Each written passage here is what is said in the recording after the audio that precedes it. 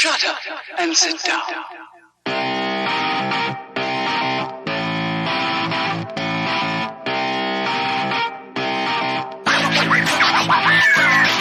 What's up, everybody? Welcome back to Third Shift, episode 314, and I, of course, am your host, your funky leader, the greatest man who has ever lived, and I'm pumped for the show, as I am every time that I am the host of the show. Sometimes, when Eric's hosting, I'm just like, I don't know, this is a show, but I don't have to say I'm pumped for the show, so it doesn't matter. But here, this week, as in every other week, I am pumped for the show, and I said this name before. He's the light bearer, the light bringer, the light bearer, bringer, the Beastmaster of Third Shift. He's here with me to tell us how his week was. Eric, tell me how your gosh darn week was. I'm going to tell you how my week was, but first I'm going to say, gosh dang, you come on. When I'm hosting the show, I'm pumped. When Eric's hosting the show, I'm going to eat potatoes. You know what? Screw you, buddy, all right? I'm going to eat some leftover chips, leftover on my table here from when I was eating chips yesterday.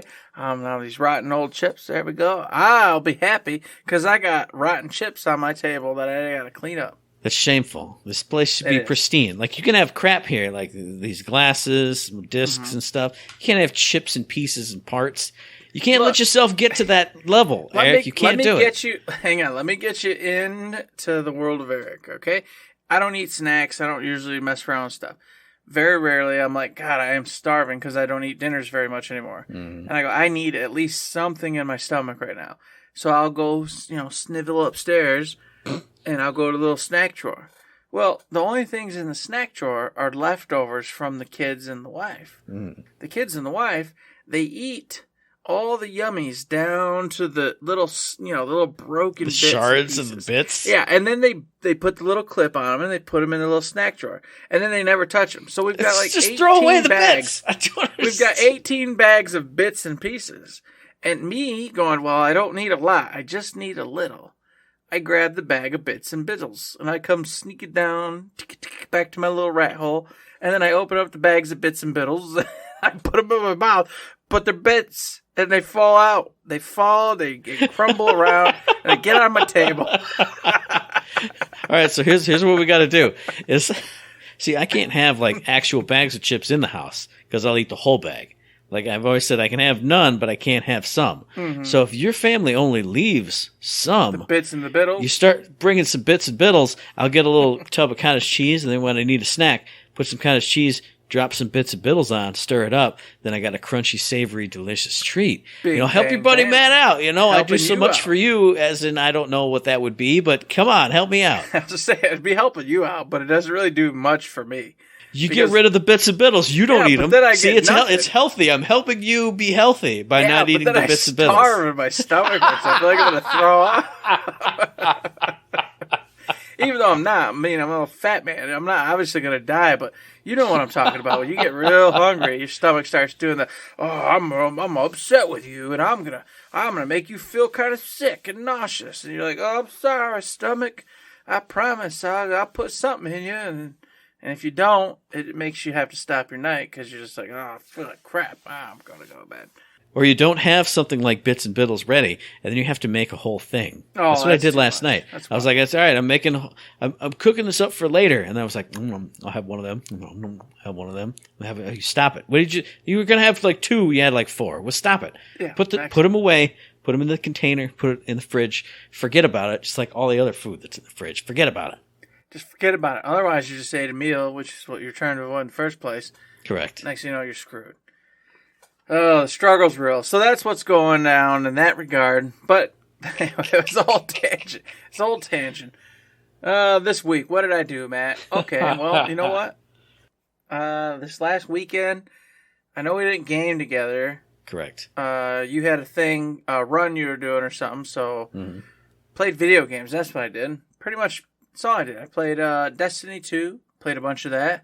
With brother-in-law and the brother and the sister. Not so much the sister, but in theory, she'll be back playing soon. I got to the light level required to go into the new King's Fall raid, so I'm very excited. I did it. I actually stuck to my guns, did all the weekly activities, was participating in the Iron Banner, even though I didn't really want to, because, PvP I suck, and so, I just get wrecked a lot, and it's not really that enjoyable. But I did it anyway because I wanted the pinnacle pieces that I got, which got me to the 60 I need to be in the raid. So what I'm hoping is that being that I'm there, and I might get on tonight and get, one or two above it, just so it's, for sure good to go.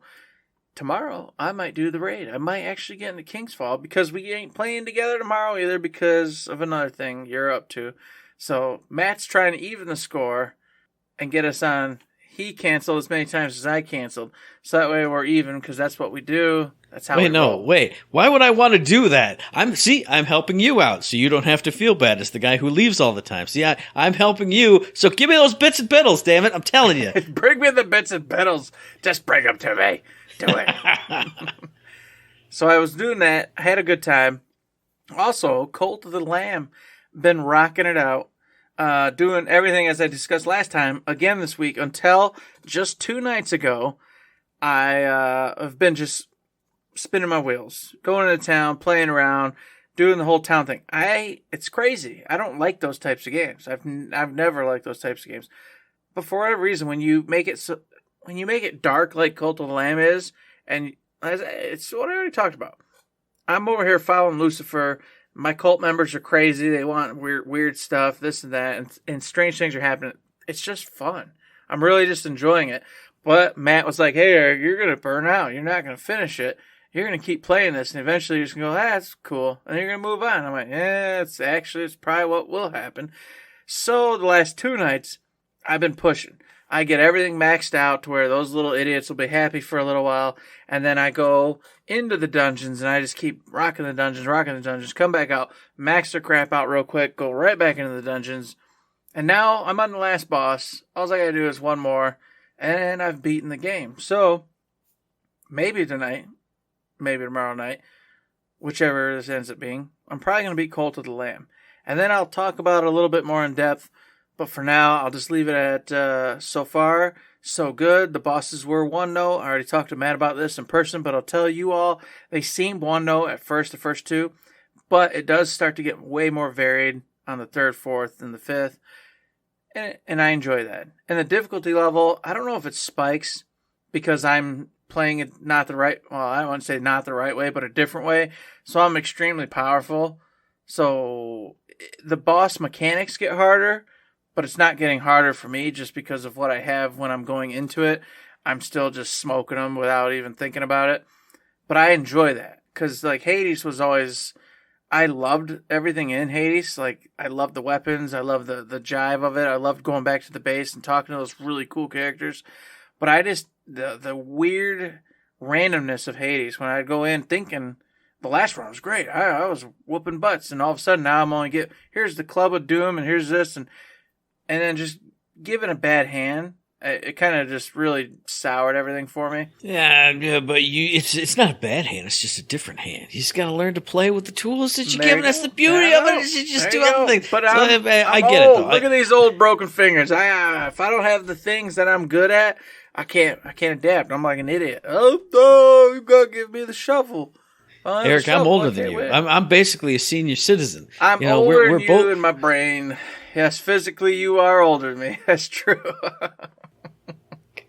My brain's an old brain. I got nothing left. Well, I mean, we know that's true. We established that beforehand on the show. So, yes, continue. It was just an interjection to say Hades is amazing. You just don't know how to play it. You're a bad person. No, it's a great... obviously, everybody knows it's a great game. Just like God of War is a great game, Matt, even though you don't want to say so. It's wrong. That's a blatant lie. It's objectively wrong. God, oh, my God. Oh, goodness. Anywho, those 2 of the games I've been playing. The only other thing I've done of note was last night, I was like, all right, I played some Cult of the Lamb. I was like, what do I do? I don't know. You know what I did? I went to Crunchyroll, and I was about to watch some anime that I usually watch, my typical shows. And I went, oh, skirt. Push the pause button. It's the 13th, right? Or the 14th, or whatever it is. It was the 13th when it came out, but I didn't remember the 13th. So I went, Eric, get your butt over to Netflix, doofus. Cyberpunk Edge Runners, the anime's out. Went over there, sure enough, there it is. And I also didn't know, which I should know, that Netflix just releases everything, so the whole season's there. But for a dumb brain me, I was thinking, episode 1, here we go. So I watched episode 1. This is great. And then it was like episode 2 starting. I went, oh, I get a bonus episode. I watched episode 2. And I was like, oh, all right, that's probably it for the week. And episode 3 loaded. I went, Oh, watched episode 3. Oh, this is great. Oh, I got it. Episode 4. Well, wait, hang on. Wait a minute. Watched episode 4. Episode 5's the one. Oh, stop, Eric. Stop it. Push the button. You got to go to bed. So Stay up all night. Stay up all night. Watch that anime. Oh, man. So I got like episode 4, got through it. But I was so tired by then. I'm probably going to rewatch episode 4 because I remember the ending. And I know what happened at the end, but I'm like, I don't remember how or why they got to the spot they were where we ended at. So I'm like, I must have been just staring at it blankly for whatever reason. Then, of course, focused at the ending because something big happened.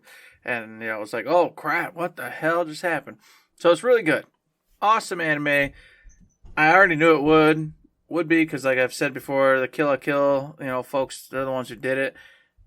If you like Cyberpunk 2077, you got to watch it. It's so cool. It's awesome to get back in that world and just see it kind of live its life and do what it does. And then if you've played the game, there's little references here and there all over the place and stuff you'll know and recognize. It's really great. So that's what I've done. That's my week, Matt. What about you? Well, you mentioned it. I had an event on Saturday morning. Went to Gordy's Pumpkin Run, the 5K. That's kind of, I think they do it like around Michigan. Like there's different places. There's a Grand Rapids one and a Detroit one. They did the one up at Uncle John's Cider Mill in St. John's. It was a fun time. I'm terribly out of shape. It's awful. But I had a good time, and I got a cup of cider, and I got a pumpkin that's sitting way back there. It's all blurry. You can't see it. It was fun. But that Friday beforehand, since it was a No Eric Friday, it was an Indie Game Friday, as usual. Started off with Mini Motorways, and that's kind of starting to become like my morning game.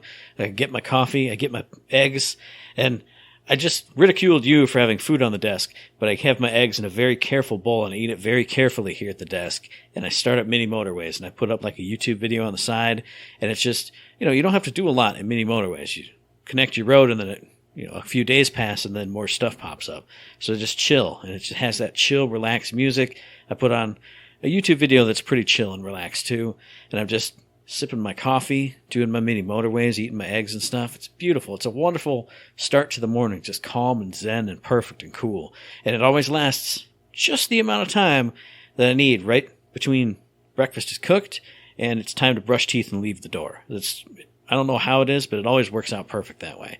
So, but I did play that on Friday also. Also on Friday, played some Loop Hero. Game is just phenomenal. But it is also like, I don't know. I've never been like on drugs before, but it's that thing where I can play it, and as soon as I'm done playing some, I gotta play more. And even sometimes, like in the middle of a run, I'll like go like soft focus on it. So I'm kind of like not even playing it, but I'm just enjoying the fact that I'm doing this thing that's a lot of fun. Because you play with certain characters, and they have certain benefits and get equipment in certain ways. So like I play as the rogue most of the time, and he only gets equipment by turning in monster trophies at the campfire at the end of a loop. So while during the loop, you don't really have to do anything unless you get cards after a battle. So I'll just sit there and I'll just stare at this loop, not doing anything. But all the little dopamine receptors in my brain are just popping and shooting. And it just feels good and it sounds good. And it's just, I don't know, it is kind of an idle game. So sometimes when I'm not like in the zone out mode, I will put some videos and Twitch and all the other stuff up on the sides and watch that primarily and then check back in on the loop. But I don't know, man. That's just, it hooks me. Sometimes I go through some loops and I don't even like get to the boss, but I'm just like, I did my loops. All right. Go home now. Can I build anything at home? No. But I'm going to do another loop. Go home. Can I do anything new? No. But I'm going to do more loops. So I think just like with Cult of the Lamb for a little bit like you, I'm not playing it right. What's that? I'm not really progressing. I mean, I did the last big play session I did, so it's not like I'm just stagnant Jones, but that Friday night was just wide eyes, just staring at the loop. It was very strange. It's very weird. Do it again. One more time. It's me. I understand. Trust me. It's me and Colt right now. Just let another day go by. You know what? Let's go talk to this person and let's get every single character's, faith up. Let's just go over here. You know what? I know in this particular amount of time they're gonna harvest this much. So I can go replay it. Don't worry about it. Yep. And if I stay here during the night, they'll all go to sleep and they won't need me for nothing. So I can kind of just mosey about the town doing little things I need to get done while the idiots aren't bugging me. Oh, this is perfect. I know to build this next thing in Loop Hero, I need this resource, but I don't know what the resource is. But maybe if I just play enough loops, I'll just start getting it. Because some of the resources are like crafted from other resources. So you get enough sticks and it makes a branch. You get enough branches, it makes a plank or whatever. I'm like, it's showing this icon for something. And I can't hover over it and see what it even is. But if I play enough, I'm going to get whatever this is. So I'm just going to keep playing in the same loop and in the same stage of the loop and just keep getting it because I haven't gotten it so far. So it's got to be here. It's got to be in the next one. So I'll just keep playing the loop and I'll just keep doing it.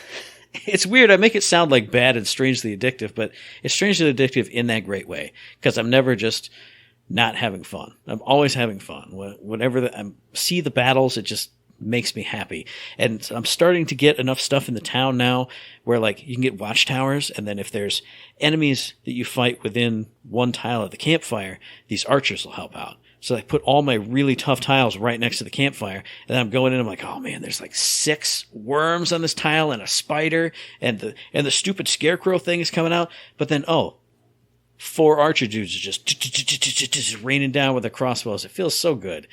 And then I start getting outposts so little soldier dudes can help me in certain battles.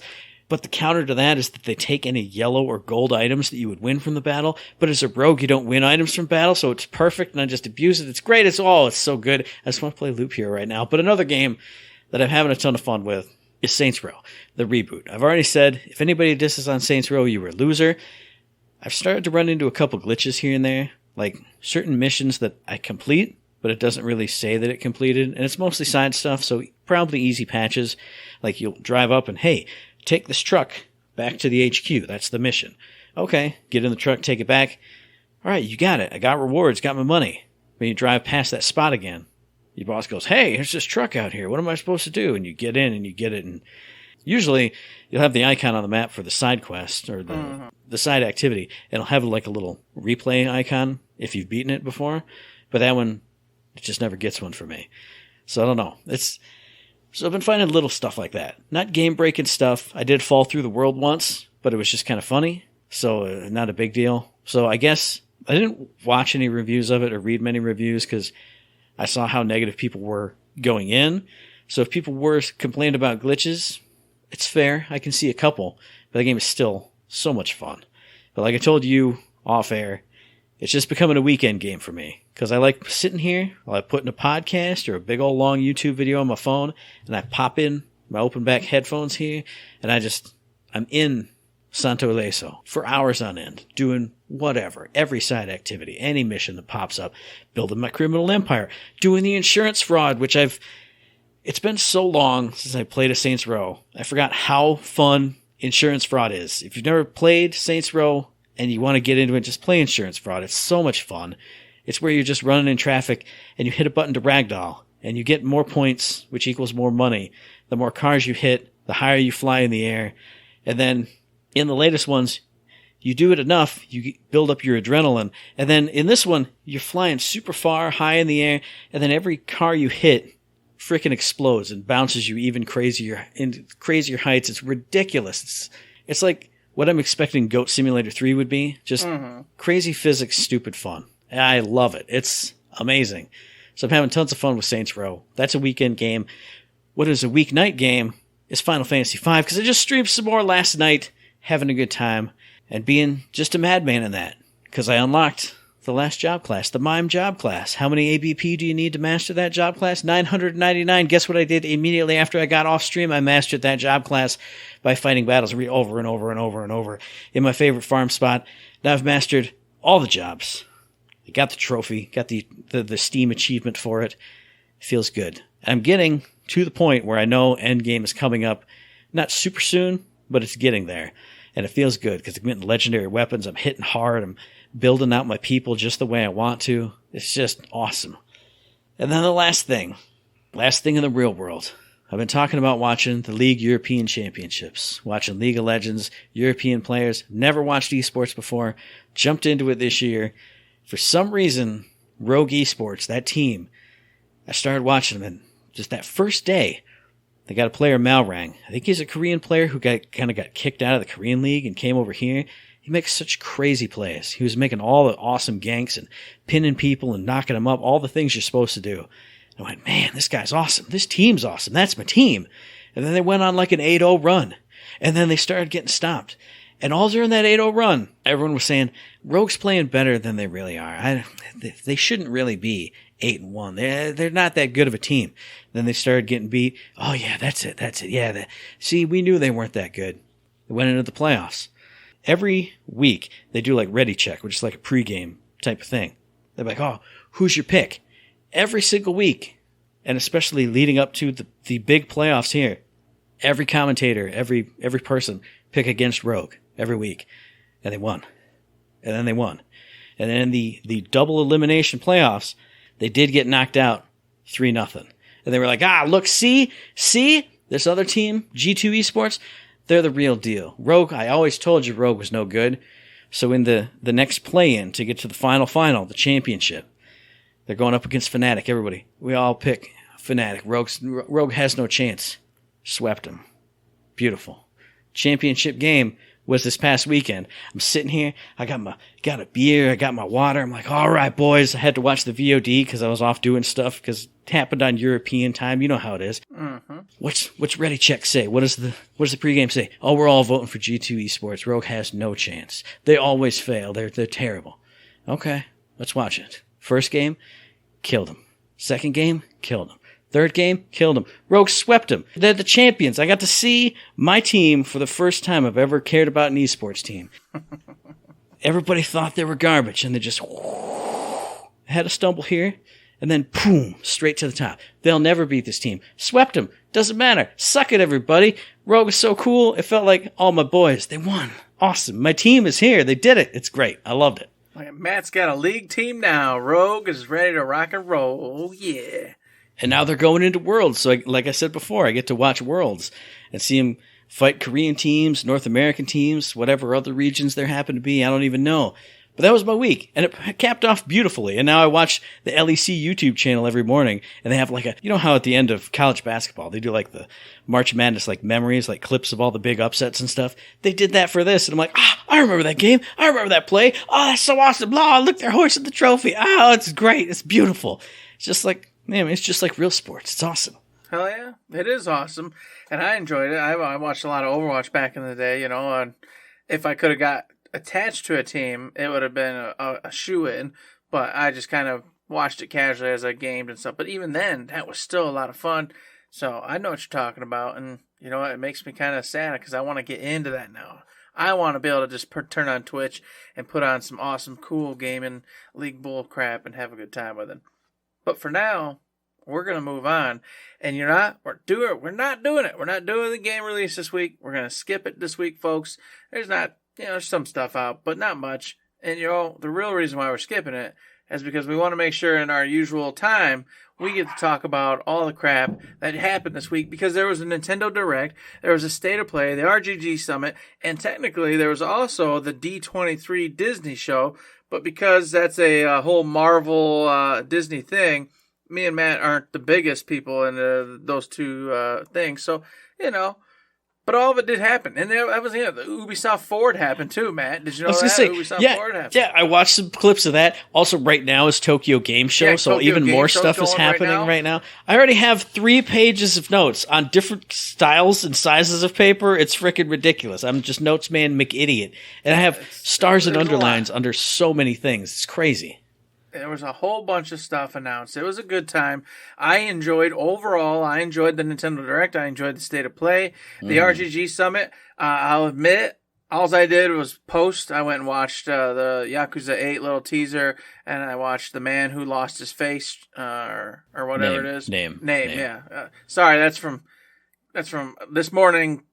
I was listening to another podcast, and they said that, and it had me cracking up, and now it's stuck in my freaking head. It's The Man Who Lost His Name, and I wasn't even going to play that one, but then I went back to the RGG thing, rewatched it, and read the blurb on it, and I went, I have to, because I got to see what old Kiru's been up to that gets him to 8 to be hanging out with Ichiban. So I'm like, okay, all right, you got me in, because normally I'm not a big guy on the brawler type setup. That's why I kind of didn't get into Yakuza, but I loved, seeing Matt play it because of all the silly craziness they have. Like, I thought that stuff was great. I just didn't want to do the brawler part. But you know what? I'm going to have to take the plunge because now they're melding together and I got to know what the hell's going on. But anywho's, overall, I thought it was great. We're going to dig deep into the Nintendo Direct, State of Play, etc. So hold on to your skirts. Matt, where are you starting at? What do you want to go? Where do you want to go? Well, I'm going to start. You mentioned the RGG Summit. We don't have a lot to say on it, but I do want to dig into that just a little bit too, because I was super excited for Like a Dragon Gaiden, the man who erased his name also, because I have watched Kiryu go from 0 all the way up until 6, which was the end of his proper story. So seeing him in Like a Dragon, which is Yakuza 7 or Like a Dragon 7, however you want to think about it, I was like, why is he here? What's happening? What's he been up to? Now I get to know what he's been up to. And the little teaser they showed where he's like at a Zen temple, but he's also doing secret missions on the side. What's that about? What's that involved? And then, like you said, the teaser for Like a Dragon 8 or Yakuza 8, he looks completely different. He's got completely different hair. They said in that presentation he has a brand new fighting style. So I'm interested to see what that's about, where that's from, what's happening to my boy Kiryu, because he looks completely different than he has all this time before.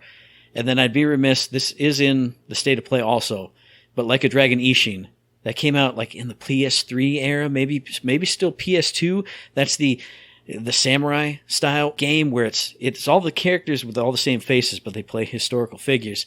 I never thought I'd be able to play that game, ever. I mean, sure, I could import it, but still only play it in Japanese, probably miss half the stuff. So they're doing a full-on Kiwami-style remake it from the ground up, all the newest, hottest, freshest things. I can't wait to play it. I hope they do the same with Kenzan, which I think was the other spin-off they did in the Samurai era. Maybe that was the PS3 or PS4 one that also didn't get released here or localized. It's Yakuza time for your old buddy Matt. It's wonderful. It's great. So we can start out with anything else, but that was so good. I started and underlined all that because it's all my favorite things. Mm-hmm. And it's starting to become some of my favorite things. So it was awesome for me to see that they're going to be just feeding us all sorts of goodies for the next 2 years. Because, of course, Like a Dragon 8, it's 2024, and we'll get the others in 2023, and it's awesome. Can't wait for it. The eShow one, I probably won't play that one, but I'll be for sure playing the man who lost his name or whatever it was called. It's messing my head up right now. Doesn't matter. Gonna be playing it. So, all right, with that covered, we'll go ahead and hit the Nintendo Direct, and I guess chug through there and talk of games of note, things you think you are interested, or maybe the audience would be interested. There's so many things. This is one I have stars and underlines everywhere. I'm gonna start smaller and then go to my most egregious and extreme ones at the end. So I'm going to start off with, I'll start off with a real world thing, or two real world things. I'll say, they announced that Super Nintendo World is coming to Hollywood. It's not just going to be in Japan. So that means, Eric, and as soon as I heard that, I thought this in my head, you and I need to go there opening month, opening week, certainly within the opening like 2 months, because you know about anything in the U.S., after about 2 months, it's going to be all crapped and closed, and everyone's just going to be wild animals stuff's going to there. be broken, yeah. Dirty. So, hobos are going to live inside the little the little square boxes, the little brick boxes. It's going to be. It won't be toads; it'll just be bums laying around. Yeah, it'll just be bums in there, exactly. Because that's Hollywood, that's California. You know what I'm saying? Well, I just mean American in general. I mean, can you imagine Howard's kids going to Super Nintendo World? I'm never going there after that. I can never go again. Destroying it all, puking up all over the place. God only knows. But the other thing that I was thinking about, and it tied into the real world, is when Miyamoto came on, he talked about Super Nintendo World. He also talked about a thing called Pikmin Bloom, which is like the Pokemon Go, but for Pikmin. And for some reason, I don't know why, I don't walk around outside. I don't do a lot of that. But I was like, I need to put this on my phone and start going for some walks and just have like a charming Pikmin time. I've never played a Pikmin game in my life, but something about it, I don't know. It's popped in my head, and I put a little star next to it, and I went, you know what? That's kind of cool. I like it. So like I said, starting small, moving to the big stuff. Give me something you got, Eric. Well, I'll start small too because I'm kind of confused on this one whether I'm gonna do it or not. It's a new Fire Emblem Engage, Matt. Yeah. Comes out early next year, and I'm so torn. I loved the Houses game. I still haven't finished it. It's notoriously one of the games that's halfway through sitting there. I love it, and I need to finish it. But then the next one's already coming, and I'm just like, oh my gosh, it's already starting to stack up on me. And I don't like it. And then, of course, it had this whole incorporation of these rings, like you're getting engaged, so you're married or somehow tied to this power. I don't really know how they're gonna put it all together, but it just looked really cool, and it had all the typical Fire Emblem, pizzazz about it, and the characters and the vibes and the strategy stuff going on. And on top of it, it looks like you're gonna be able to like summon with the rings. You're going to be like tied to old heroes and other heroes and use their power to fight, this huge entity that once almost destroyed everything. It looks grand and it looks crazy cool. I'm on board with it, but of course, part of me is like, Eric, you can't because you got too much backlog right now, so you're going to have to put it away. See, that's a small one for you, but that's a big one for me because I love Fire Emblem. It's one of my favorite series ever. I am even less far into Three Houses because there's so much going on here. But as soon as they started that trailer, and it wasn't obvious that it was Fire Emblem from the start, they went, oh man, past heroes and la la la. And it showed like kind of like stained glass or like old school artwork of different heroes. And I went, okay, old heroes, anime style people. And then they got to the first Game Boy Advance Fire Emblem. And on the screen came Hector, Lynn, and I forget the other guy's name right now, but I got chills up my spine. And my breath was taken away. Because I went, those are my friends. I've played through that game so many times back in the day. We've talked about the GBA SP in college, sitting against the wall and just playing games in between classes. That's that game. Playing that at MSMS back in the day when I was still working nights. There's just, or weekends. I just remember being in the dark with the machine running, just playing Fire Emblem with it like this close to my face because it's a GBA SP. So I know those characters and I love those characters. And then the rest of it didn't show them at all. But I'm like, if my character gets a ring where he can summon Lynn's power, I will be doing that all the time. Or Hector, or the other guy that I can't remember. So it hooked me right from the jump. And then on top of that, I've played a bunch of 3D Fire Emblems. And like I said, didn't get much into Three Houses. But Path of Radiance on the GameCube, I played that. And the 3D, it was Fire Emblem in 3D and it was cool. But the animations were so stilted. I was kind of like, oh, this isn't like my beautiful 2D animations from the handheld. The stuff they showed in this trailer looked like how it's supposed to look. This is Fire Emblem in 3D for real. And I was like, man, I can't not get it. I can't not play it forever. Fire Emblem Engage is, man, I'm so excited. Goodness gracious, I'm glad, man. But it's up to you. What's your next one? Where you going bottom to top? I've got a couple quickies that I'll hit after you do your next one. Okay, well, I'll say the next one. It's a pretty quickie for me because I did just rant and ramble about Fire Emblem Engage. But Kirby's Return to Dreamland Deluxe. Now, I'm pretty sure I've never played Kirby's Return to Dreamland, the original, but there's something about a 2D Kirby game that it's my passion, it's my love. When I see it, I sparkle with joy because I played Kirby Superstar, whatever it was, on the Super Nintendo with my buddy all the time. This looks like more of that. And Kirby in 2D, you heard how excited I was for Kirby in 3D last year with the Forgotten World.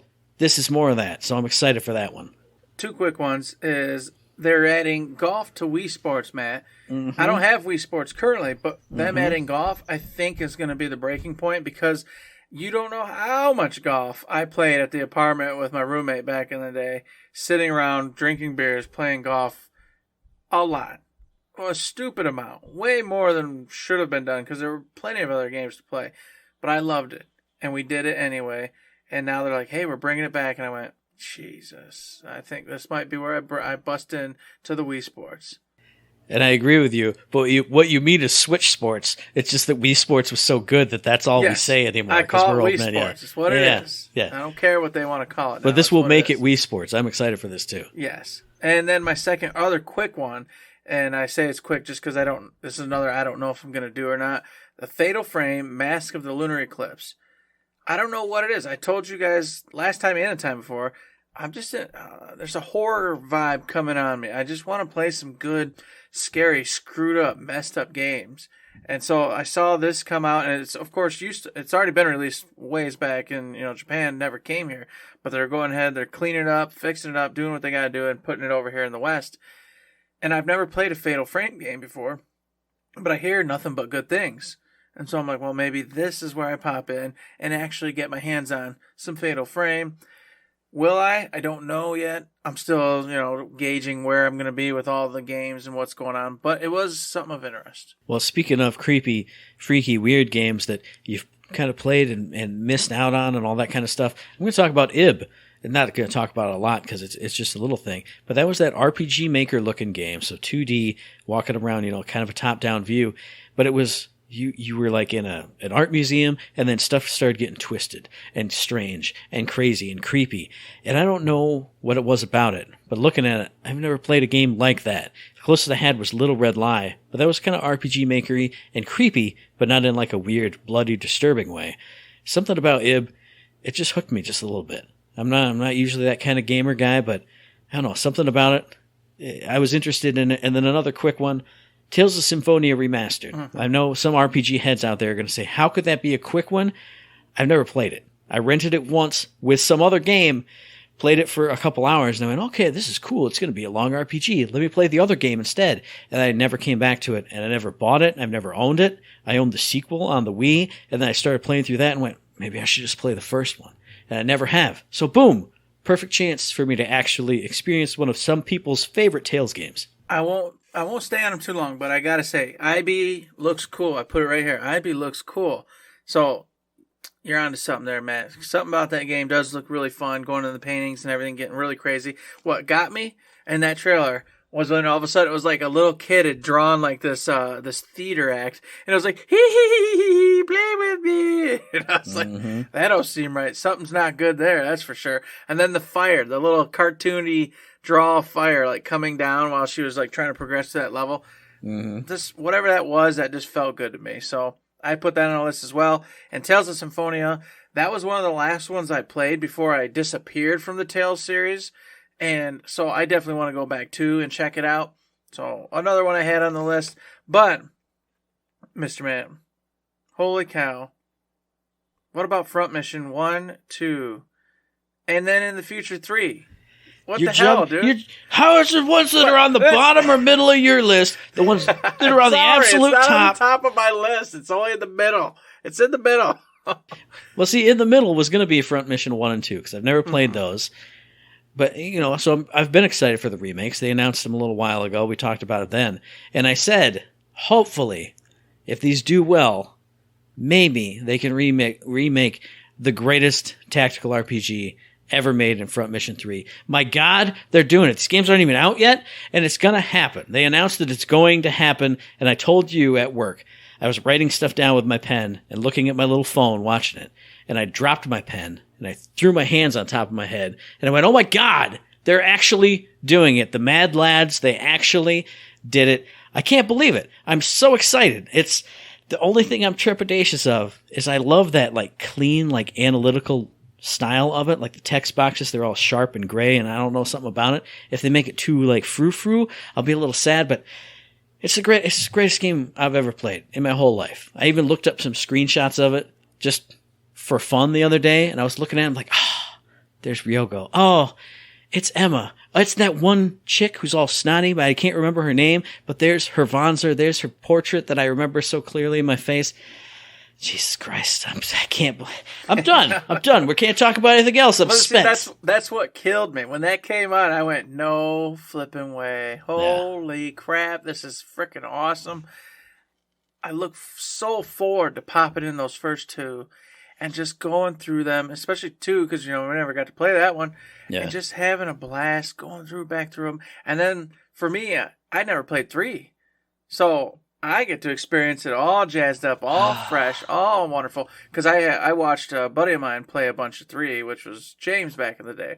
So I never played it, But I'll finally get the chance, and I don't have to do it with, the retro stuff going on. I'll get to play it all snazzed up. And I went, yep, there we go. We just did it. We got front mission coming. This is a time to be alive. I was so happy about it. Hey, well, here's the only thing, though, Eric. There's 2 diverging paths, so you got to play it twice. You don't have to, but... Oh, my God. No, I'll have to watch somebody do the other half because there's no way. I ain't got time. I don't even have time to play the damn games I got. It's not happening. Now it's your turn, buddy. Oh. Your turn. But it was just my turn. I just blew my whole load. No, oh, my goodness. I was supposed to be mine, and you took it because you were so excited. Well, here's one that we can both be excited about because I know right. you're excited about it too. It's Bayonetta 3. We got to see some more action on it. Not a whole lot, but they did talk about it. I think they reiterated the launch date, which is in November. I think this is the one I was thinking of. I love Bayonetta. I played some of Bayonetta 1, never beat it, never played Bayonetta 2. Can't wait to get into Bayonetta 3. And they showed off what's her name? Viola, the younger chick. Yeah. And they had like Viola one voice clip from her, and I went, is that Laura Bailey? Is that the voice of the boss from the best Saints Row game ever? Because if it is, I've never played as any other characters. This is just going to be great. I'm hyped for it, but I don't have much to say. I'm just excited. It's going to be great. I'm excited about it. We've already discussed it on the show prior to this that I don't know if I can get it right now. It's going to have to be a game I come to in some boring month, next year or something, because I got too much on the plate right now. And of course, it's actually right around the corner. It'll be out in October, I think. So I want to play it. And I'm also curious if they're going to do, like you were talking about, if you're going to actually get to play and have the choice of the different witches, or if it's going to be your Bayonetta and the different witches, etc., just, come in through different levels and help you out. I don't really know what the plan is for this. I hope you do get to play as some of the different witches and have a good time with it. But I'm not sure because, to be honest with you, I haven't followed it super close since I already knew I was going to, wait to play it. Yeah. But I just liked in the trailer how it was like, Bayonetta 1 was all about herself, helping herself. Bayonetta 2, all about the people. Bayonetta 3, about the world. Dun, dun, dun. Just that was real cool, real fun, real clever. I really enjoyed that. So definitely stoked, as you are, for Bayonetta 3. Now, one other one, and this one's brief just because I'm not going to play it on the Switch. But I'm glad I got to see another trailer and some fun, which was Final Fantasy Crisis Core, the FF7 reunion, whole project thing they're doing. It was great to see some more of it, but I was just shocked to see it there because, of course, I don't know, I just associate it with PlayStation. So right. I was like, why is it here? Why would I play this on Switch? I'm gonna go play it on a PlayStation. But either way, I was like, well, super cool for Switch. I'm happy that hell you're getting some Final Fantasy titles here. And why not? If, Switch can run it, why the hell not put it there? Switch, Nintendo themselves have a great relationship with Square Enix, so I'm all about it. I'm not going to play it there, but I was super happy to see it, super happy to see a little trailer for it and have some more fun with it. Yeah, I agree with 100% everything you said. And you talked about Square Enix having a great relationship with Nintendo. I'm going to give you 2 maybes for me on my list. Since I went up and down and then back and forth and up, my whole list is out of order. But I'm going to say Octopath Traveler 2. I played Octopath Traveler 1, and I didn't enjoy what I played. I feel like I need to go back and start it over again, and maybe I'll appreciate it more, but it felt like really grindy to me for some reason. But seeing Octopath Traveler 2, seeing that graphical style, hearing those characters, seeing them run around, it's everything that I love. I mean, it looks just like Triangle Strategy because it's the same type of thing, but looks wonderful. And then another game that, hear me out on this one, Theatrhythm, Final Bar Line, the rhythm game with all the Final Fantasy music and stuff. I can't parse out what's actually happening on that screen. Like, I know the stuff's coming across, but I don't know what any of it means. Some stuff's going like this, sometimes going like this. I'm making hand gestures nobody on the podcast can see, but it looks weird. But then they said, hey, check out these DLCs that are going to be coming out for this rhythm music game. One game, who cares? One other game, I don't even care. And then they did it. The Mad Lads did it again. Near DLC. So I saw this crazy crap on the screen. I went, whatever. But then I heard the Near music. And I went, I'm gonna have to buy this game just to do that. I mean, I love rhythm games anyway. But Square Enix has a weird kind of reputation now with the kind of spin-off games they do. But hearing that Near music made me like, man, if this rhythm game is fun and good and polished, and I can get Near music on top of that, and just be playing the Near music, doing this rhythm fiasco. Oh, wow. So it's a maybe. It's a could be awesome. It's a could be but it's a maybe. I want the music so bad, but there's no way in hell I'm playing the rhythm part. I'm not doing it. You get it on sale, for 3 years down the line for $10. Come on. Yeah, if I can get it on super sale, and then I can just put like easy mode on where it just plays the game, and I can just basically have it as background music while I'm watching Twitch or watching a show.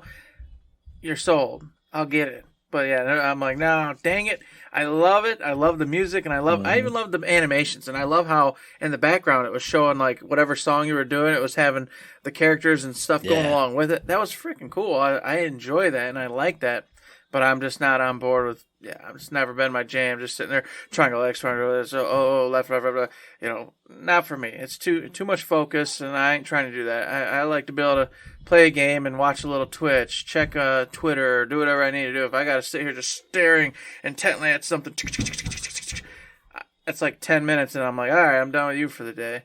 So definitely cool. Now I'll do a quick one here. Mario and Rabbids: The Sparks of Hope. I loved the first one, never beat the first one.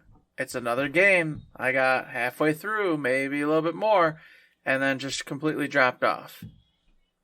I want to go back. There's nothing wrong with that game. It is fun. It is great. But it now puts me in a bad spot for this one, because I'm like, well, you didn't finish the first one. Why would you go buy the second one? Well, Eric, because it's more the first, but even better, because now the characters don't have to move grid-based style. When it's your turn, you just actively get to run wherever you want to be to initiate the attacks, etc. you're going to do. And that system is awesome. That sounds really fun to me.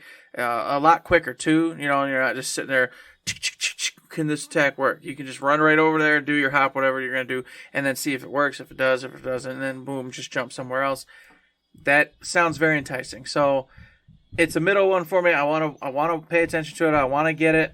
But I got to get past, either beat the first one or just get past the fact that, hey, you know what, I got through the world 6 or 7 of the last one, whatever, good enough. Let's get the second one, have a great time. Yeah, I'm in less of the same boat as you because I bought the first one and I've never played it. But I love that style of game, that XCOM style, and then the fact that it's branching out to be less grid-based and more like Phantom Brave where you just have the area you got to run around it. Like you said, it's enticing and it looks really cool. But when I look at it, I go, just like you said, you can't play that. You didn't even play the other one at all. You don't even know if you're actually going to like it. Like, I know I would, but I don't know. So it's on the list to look at, but I don't know if I'll ever play it and buy it. Another game that I want to look at, but I don't know if I'll ever play and buy. This whole Nintendo Direct, people have made memes about it and made jokes about it. Lots of farming games. Tons of farming games. Tons of farming games, yeah. But I loved the original Harvest Moon on the Super Nintendo. So many of these scratch that itch for me. I'll give you a 2-pack. Story of Seasons: A Wonderful Life, which I think Story of Seasons is like a spin-off from people who did the original Harvest Moon, I think, but I'm not sure. But this one, it's Harvest Moon. You have a farm and a town and stuff, but your characters actually age, and the NPCs actually age. And when you have a kid, the kid actually grows up. That's intriguing, because the one and only Harvest Moon I sunk a lot of time into, your characters didn't progress. You had 3 years worth of seasons, and if you had a kid, he was just a tiny baby the whole time. So to kind of progress with this town and this family you make, it's intriguing. And then the other farm game, Harvestella, Harvest Moon plus some kind of RPG story. Looking at the character portraits on that one, it's classic RPG. Yeah, it has your typical Square Enix look to it. Yeah, and then you're also going around doing the Harvest Moon stuff. But outside of it, you have this chance to experience a crazy, in-depth, possibly story all about big, grand ambitions or whatever it's about, but then also go home and tend your crops and do... It's two things I love smashing together. Hopefully it's peanut butter and chocolate and not... I don't know what's a bad combination. I don't know what it would be. Oranges and apples? I don't know. That sounds good. I like fruit. Now, why didn't you mention Fae Farm? Me and you could have our farm together. Me, you, and Shay and Daddy. We could farm and live our lives together. Why would you not want to do that? Why, man? Because, Fae Farm allows 4 people to live together and grow together. And I thought that was a shoo-in. I thought it was perfect for us. Daddy would lead us. See, when it came up, I was going to write down, ooh, fairies and sparkles is perfectly up Eric's alley. And then I forgot about it. I was going to give you crap, and then you brought in Daddy, and it's over. It's perfect. It's Daddy. Yeah, Daddy. Water my crops, Daddy. Daddy, the outhouse is full, Daddy. I can't poop no more, Daddy. Daddy, I don't have time to break the rocks today. Can you go break rocks for us, Daddy? Okay, I'll go break the rocks for you. You see? It's going to be perfect. We're going to love it. You're right. Oh, goodness. There's only one more on my list, Matt, and it must be one you're just kind of like dancing around waiting to get to, too, because it's the one, for this, the Nintendo Direct, anyway. And I'm going to go ahead and announce it, because it's my turn, and it's the last one I got. Master Detective Archives Rain Code, man.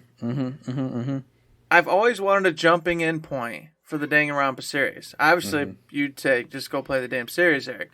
Just go play it, yeah. But I don't know. It's just, there's so many, and I'm so behind, and I've seen parts and pieces played everywhere. There's only four. That's a lot. It's a lot. And one and two come in a 2-pack. It's fine. But then this trailer hit, and I went, and of course, I know enough. I immediately went, oh, that's the Danganronpa, folks. Oh, this is the Danganronpa game. And not only was it awesome, and not only did it immediately get me excited because it's from those crazy folks who made them, the Danganronpa series, but it actually hooked me because it's like, typical Danganronpa. Oh, bam, stuff's going down. You're a detective. You gotta go move around, figure out, find the clues, do all the things. But then instead of just kind of like going through it in like a classroom setting or like a jury type thing, no, this crazy demon chick who's there to help you out, maybe, kicks you through like this magic portal, and then you're off on this wild freaking ride. And then as the clues and options hit, you've got to make your choices, you slashing your way through them or whatever. And it takes you down different paths. And then, of course, if you choose wrong, and maybe if you choose right, I don't know, bosses appear and you gotta, beat them while you're going down. It was nuts. And I immediately went, this is something I want to play, because this is the action adventure portion of them quick hit decisions. And you forgot to look at that magazine, which is kind of what they showed the one time. Oh, you didn't look at those magazines. You don't know the answer. So, you chose wrong. Now you got to go fight this boss instead of going down whatever the right path would have been. And just continue on with the investigation, or whatever you want to call it.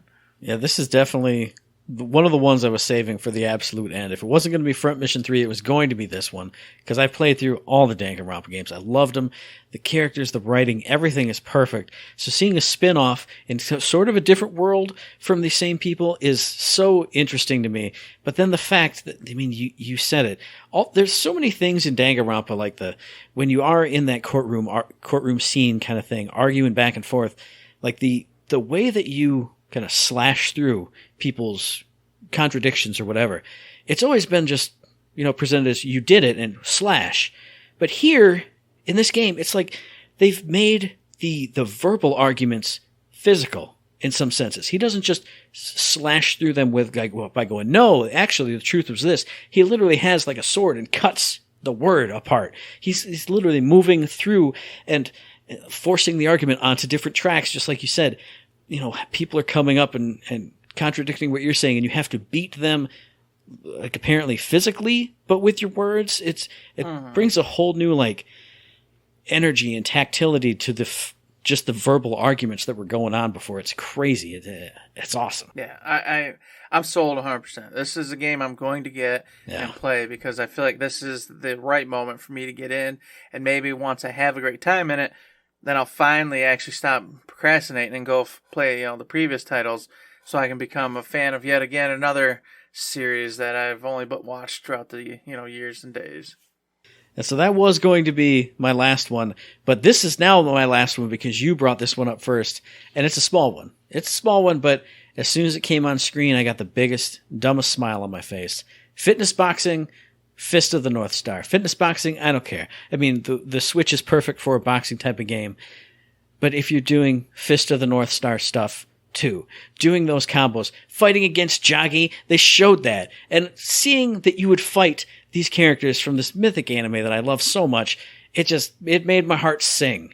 This is perfect. I've played I think it was on the Wii. I played a Hajime no Ippo game, a boxing anime that I absolutely love.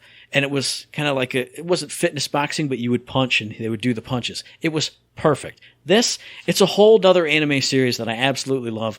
Perfect for punching and sweating and beating up baddies and jogging out extreme mode. And now I'm drenched in sweat. I feel like I'm Kenshiro going through that battle. Awesome. Oh man. Wow. This will be it. You're going to be getting that Switch Fit going. Playing that. That's right. Going to town, putting them suckers on the wristbands, the little Joy-Cons. And hell yeah. You'll be punching to the beats. This is it. This is what's going to happen. Good. It's going to be cool. So good. I thought it was fun and neat. I probably won't get it because I've already got the, what's the big one? You got the Beat Saber type stuff. I got the Beat Saber stuff and the God, what's the Switch game that everybody loves that I got? Ring Fit. Yeah, I have Ring Fit. We played the hell out of it for like a month. It was wicked, and then of course just disappeared. So I know better. Don't do it. Fun for a bit. So that wraps up the Nintendo Direct. We're so close to the end of this, but I'm not letting it end with at least not mentioning one game. I'll talk about the others next week, Matt, but I got to mention one damn game tonight. Come on, one game. Come on. I got 4 on this. Come on, we got to go long. We got to go crazy. I got a ton of games. Look at all right. one. We can go either super long or we going to hold it off till next week. I feel like we should go super long just because Tokyo Game Show is coming up. So there's going to be more hands-on, more showing. Hey, I'll go kill it. All right. We're going to head straight on over to the state of play. I know it's insane. There's so much going on, but I'll dive right on in. And an easy one for me real quick. I'll just say PlayStation VR 2, they had a little bit going on there. They were showcasing. One title I was interested in was Star Wars Tales from the Galaxy's Edge. This already exists. It already is on one of the other systems. I don't know which one, I forget. But I don't have that system. But I will have PlayStation VR 2. And I do love Star Wars. And this just looked like a great time. This looked like a wonderful way to immerse myself in the Star Wars world. It had characters coming from Rebels and some other shows popping in there. So a lot of fun for those who love the Star Wars environment, the Star Wars world. So it's definitely something I'm interested in. I just can't wait till they announce what the price of this bad boy is going to be, what the availability of this bad boy is going to be. I'm hoping they get there soon because I need to know what I'm getting into and whether it's even going to be an option, because I imagine it's going to be hard to get unless it's like super expensive and then nobody wants to buy it because, it's out of their price range. But anyways, that's beside the point. This game does look really cool. I'm excited for VR 2. Yeah, I'm excited for VR 2 as well, especially because of the added bonuses or features to it that we talked about in a previous episode. That one looked good to me. I will say it looked, I'm not going to say it looked bad, but the graphics I wanted even more. I wanted to feel like I was in that Star Wars world, but I do love Star Wars. So if I get that, if I get PSVR 2, I'm definitely going to get that with it. And a game that I'm very much interested in, it wasn't in PlayStation VR, but it was called Pacific Drive. And you were in like a station wagon going cross country or something, and then you would get out and wander around, but then a storm would come rolling in. And it wasn't just rain, it wasn't just this, it was aliens and weird creatures burrowing through the ground, and you had to drive in this first person view. Terrestrial manipulation and weird lightning storms. You had to escape from the area that the storm was in, and I don't know anything about it, but just something about that fully first person. Get out, forage maybe for items or things, and then, holy crap, get back to the car because stuff is going down. It looked crazy. It looked really interesting. I'm mixed on that one. I put it as a side note because I'm interested, but it looks like too much was going on in the trailer. And I was like, I don't know, this might be too much for me to handle because, like you said, it was nuts. Storms everywhere, aliens, terrain just erupting and going all over the place. And then it was the whole ending was oh, gotta get a hold of her or whatever, it's happening again, or who knew what would happen again. So now there's some mystery going on. And even through the trailer, you saw the car change, different armor plating was on it, stuff was going, what's that all about? I don't know. And it was a lot. That trailer was a lot. And I went, okay, I'm cautiously optimistic. I need to see what the hell is happening in this game before I decide on it. But definitely a good choice. And of course, you know what's going to be on my list. Hogwarts Legacy had a cool, awesome little trailer here. And I was confused at first because it was a Hogsmeade, weird haunted house type thing. And I love the vibe of it. I love them just going into this whole full haunted house scary story. And I was like, but it doesn't fit like any of the rest of the game. It's so weird. And I think it threw a lot of people off because it was just like, okay, I thought we were just going to go to the, Hogwarts and you're all about you and your story growing up there, etc. And then all of a sudden this trailer pops and you're like, oh, could you survive this haunted house? This whole thing. I was driving with it, but it was confusing. And then, of course, I finally found out that this is like a PlayStation exclusive. So, like, this is they're getting their little bonus content to persuade you to go buy it over there. And so it's something that doesn't pertain whatsoever to the main story, but of course it's something cool for PlayStation. Then, now I understand why this like doesn't vibe at all with what they've showed up until this point. But I'm totally there for it because I love. Once again, I'm on a whole spooky kick right now. I just feel like I want to be in that world, and that scratched the itch. So Hogwarts Legacy was already going to get it, but all this is doing is just going, yep, for sure. PlayStation, you got me. I'll be buying it on the PlayStation. Boop, boop, boop, boop, and getting ready to have a great time. Eric's going to be having a great time playing with his wand, but I'm going to talk to you about another game I'm going to have a great time with, and that's Sin Duality.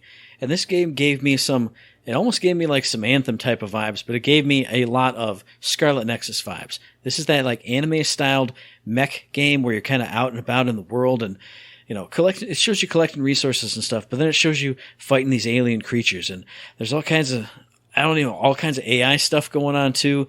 There's nothing I could say other than it made me interested. Something about the sort of SD design of that mech, but then you're out in these beautiful, lush environments and these like crazy tunnels and chasms, and there's some kind of weird thing going on with you and your AI partner and the suit you're in.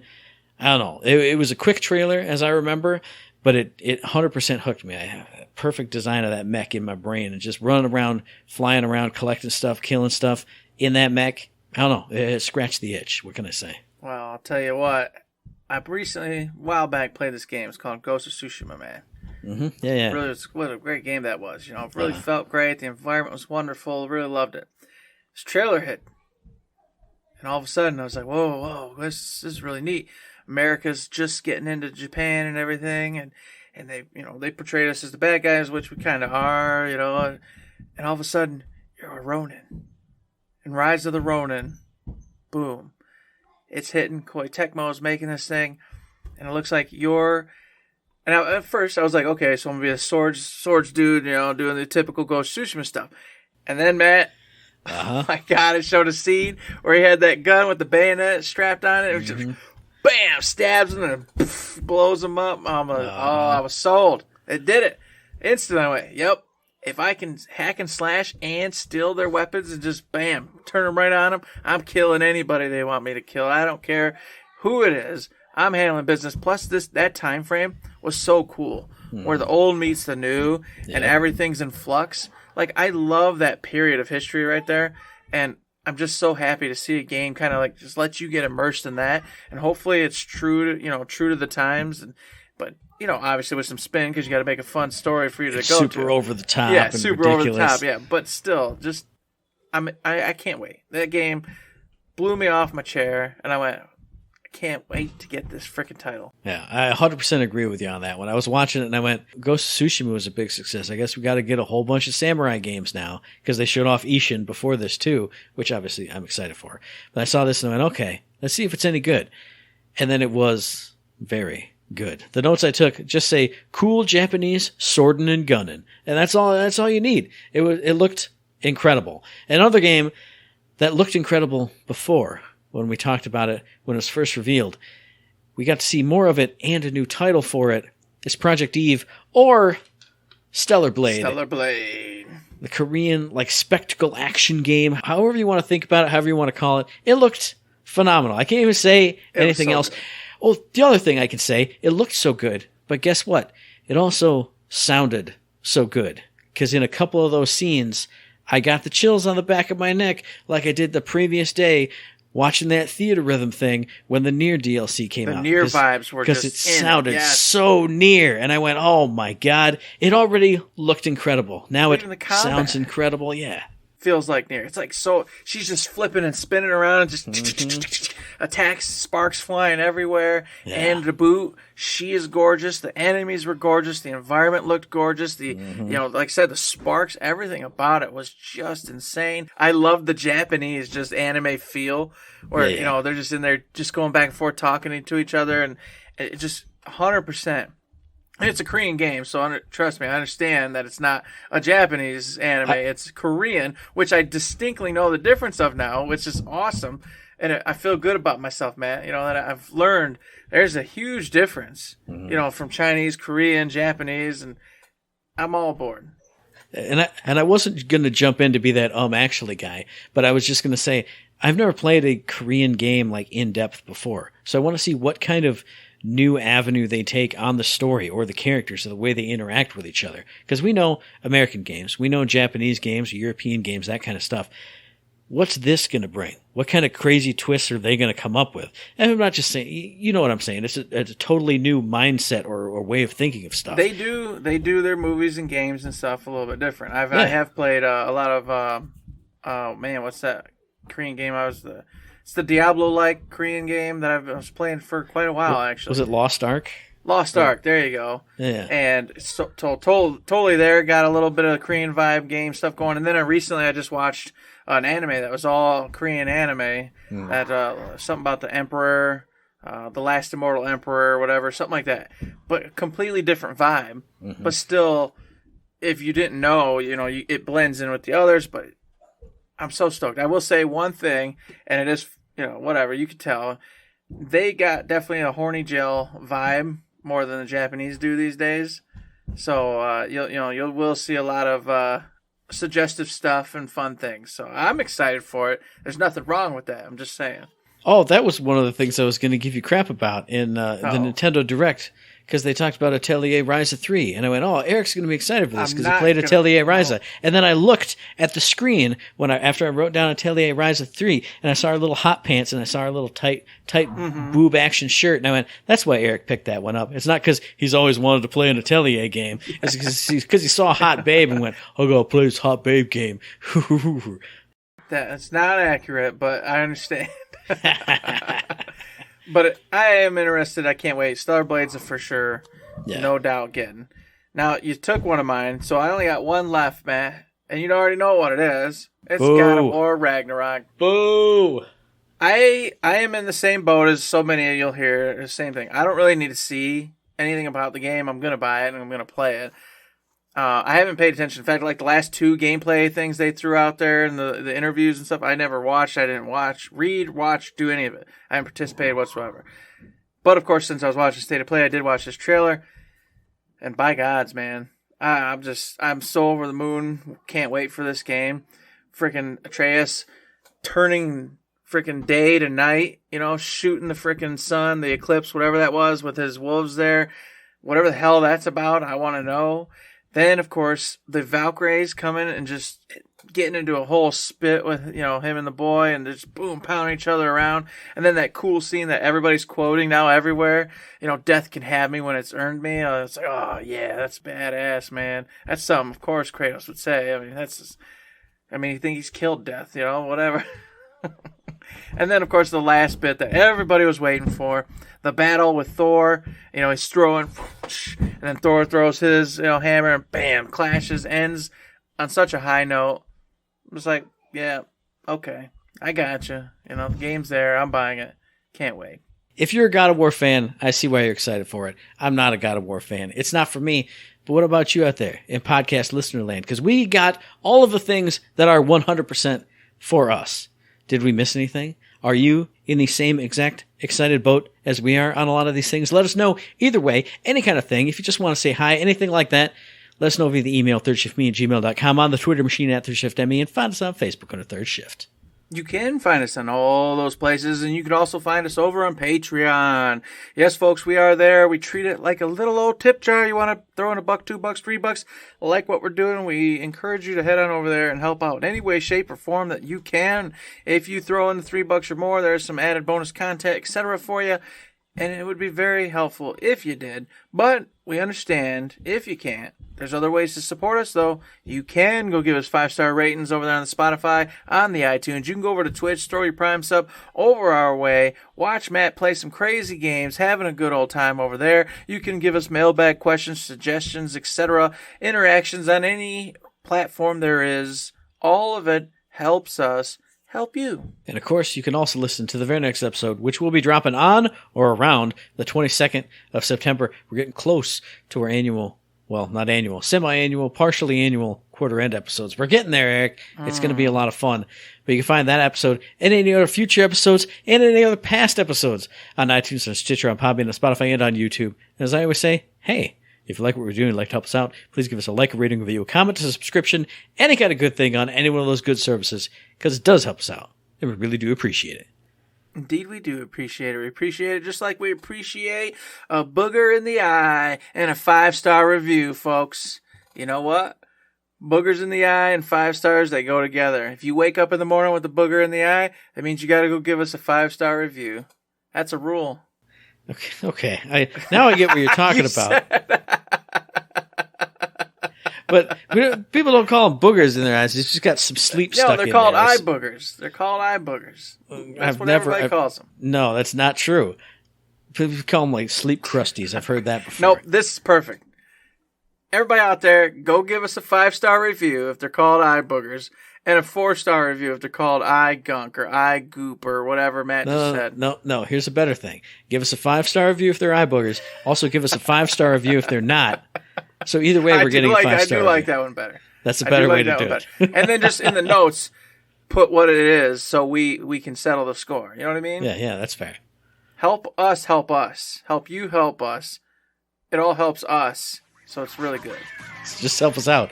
And until next time, when you may or may not have helped us out, there's nothing else to say. But don't forget to say...